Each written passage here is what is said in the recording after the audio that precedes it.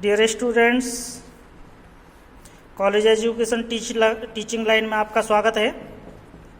आज का हमारा टॉपिक है लोकतांत्रिक समाजवादी भारत में प्रशासनिक संस्थाएं।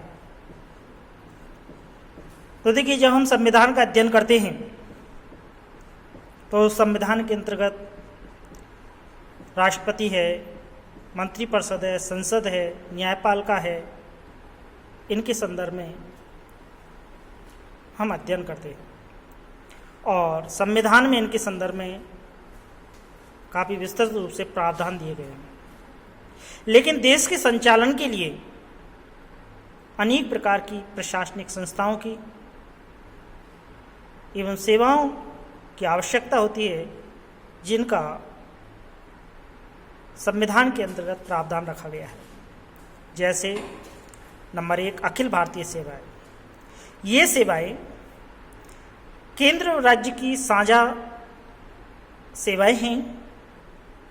अनुच्छेद 315 के अंतर्गत ये व्यवस्था दी गई है कि संसद विधि द्वारा संघ और राज्यों के लिए सम्मिलित रूप से एक या अधिक अखिल भारतीय सेवाओं के सृजन का कार्य कर सकती है। यानी कहने का तात्पर्य है कि अनुच्छेद 315 के द्वारा संसद को यह शक्ति प्राप्त है कि वे अखिल भारतीय सेवाओं की स्थापना करती है। वर्तमान में 3 अखिल भारतीय सेवाएं हैं। नंबर 1, IAS, भारतीय प्रशासनिक सेवा, इंडियन एडमिनिस्ट्रेटिव सर्विस। दूसरी है IPS, भारतीय पुलिस सेवा, इंडियन पुलिस सर्विस। नंबर 3 है भारतीय वन सेवा, IFS, इंडियन फॉरेस्ट सर्विस। उल्लेखनीय है कि इसमें से भारतीय वन सेवा, जो कि अखिल भारतीय सेवा है, इसका गठन 1966 में किया गया है। संविधान के अंतर्गत IAS और IPS दोनों अखिल भारतीय सेवाओं का उल्लेख है। इसके अलावा दूसरा देखिए, लोक सेवा आयोग। अनुच्छेद 315 में व्यवस्था दी गई है कि एक संघ लोक सेवा आयोग और प्रत्येक राज्य के लिए एक लोक सेवा आयोग होगा। संघ तथा राज्य के लोक सेवा आयोग अपनी अपनी सेवाओं में नियुक्ति के लिए परीक्षाओं का संचालन करते हैं। नंबर 3 है प्रशासनिक अधिकरण। अनुच्छेद 323A के अंतर्गत संसद को विधि द्वारा संघ व राज्य सरकार के लोक सेवकों की सेवा शर्तों से संबंधित विवादों का समाधान करने के लिए प्रशासनिक अधिकरणों की स्थापना करने की शक्ति दी गई है।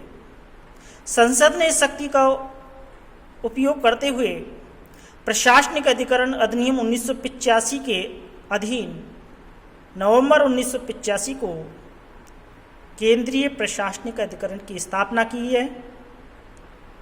इसका प्रमुख कार्य है केंद्रीय सरकार के कर्मचारियों को उनकी सेवा संबंधी मामलों में शीघ्र और सस्ता न्याय उपलब्ध कराना। इसके अलावा स्वायत्तता प्राप्त कुछ आयोग संविधान के अंतर्गत हैं। जैसे अनुच्छेद 324 में निर्वाचन आयोग, यह निर्वाचनों के अधीक्षण, निर्देशन, नियंत्रण के लिए उत्तरदायी है। जबकि अनुच्छेद 280 के अंतर्गत वित्त आयोग है, जो केंद्र व राज्यों के बीच करों के बंटवारे के सिद्धांत के संदर्भ में राष्ट्रपति को सिफारिश प्रस्तुत करता है। इसके अलावा अनुच्छेद 344 में राजभाषा के संबंध में आयोग है